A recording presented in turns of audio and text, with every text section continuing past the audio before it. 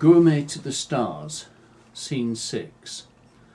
I am kitted out at Sir U Clothing Works. Characters: Lory Gato, Sir Ungh'atib. Over here, sir, the proprietor guided, in Pan. At first I saw little difference between the wares in the Tanegi section and the human section, albeit Tanegi stuff was substantially more expensive. While fingering something human, I glanced over at their stuff. The more basic Tanegi kit looked, well, more sturdy, even how they hung. Plus I could now see that there was a substantial range of extreme climate protection gear in their section. Well, that made sense, this being a Tanegi planet. They'd be out and about, seeing to whatever they used to maintain the planetary biosphere. I watched Sir Ungh'atib tally up my purchases. "They'll be better than what I came in," I explained. "Sir is from off-planet?" Of course, he could tell by my clothes. "Coref 6. "Ah, Coref 6. And how did you find it, sir?" I cast my mind back. Nightlife was a temptation. The Corefi were very gregarious. Although many tentacled and partly amphibious, they shared a number of traits in common with humanity. Light clothes were essential for venturing into their steam shops. "Interesting," I answered. Uproarious would have been a better answer. I was about to add my reason for being there, but Sir Ungh'atib was quicker to the punch. "So you are on business?" "Yes, I'm a commissioning agent for SEED, Core Earth Azimuth Developments."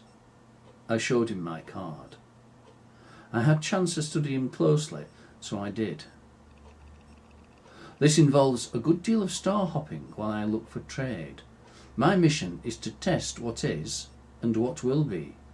I even make it my business to learn what was, for who knows what delights may be discovered until one looks." This last was just formula, but you said it. It showed interest and encouraged others to talk. He said, "Well, that sounds very fine. And how does this play out?"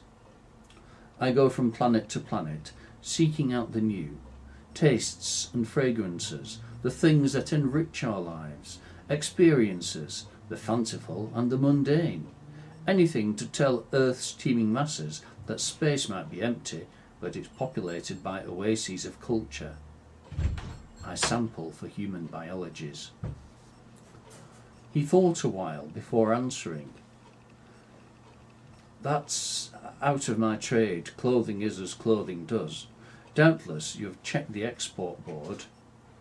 Beyond that, there's little here except the Xeno-archaeologist digs. My eldest offspring works at one." Any trade through the export board would be screwed down tighter than an airlock. Was the Xeno-archaeology worth following? Xeno-archaeology. The way I said that sounded almost banal. "This planet has a past as well as a present.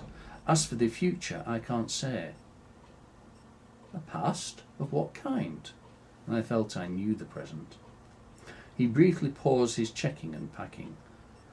"Well, as to the details, I'd say more, but I know little enough. The earliest forerunner racers around this sector were Bill, Diel, Donchek, Xenasuk. This is my daughter's area of expertise. I can find out more if you're interested." Sir Ungh'atib seemed happier at the prospect than I felt. I'd never heard of those racers, though. "Sure." I gave him my contact details. I had to start somewhere. Sir Ungh'atib studied my selection again. "Do you plan on leaving Settlement Prime during your stay?" I saw his point immediately. Planet wear. If I planned on leaving Prime, I'd need to be wearing more survival-oriented gear. Sir Ungh'atib had a number of offerings, specifically for humans. Of course, these would be pointless unless I planned on visiting one of the outposts. I was here for 5 days. maximum, so that really wasn't on the agenda.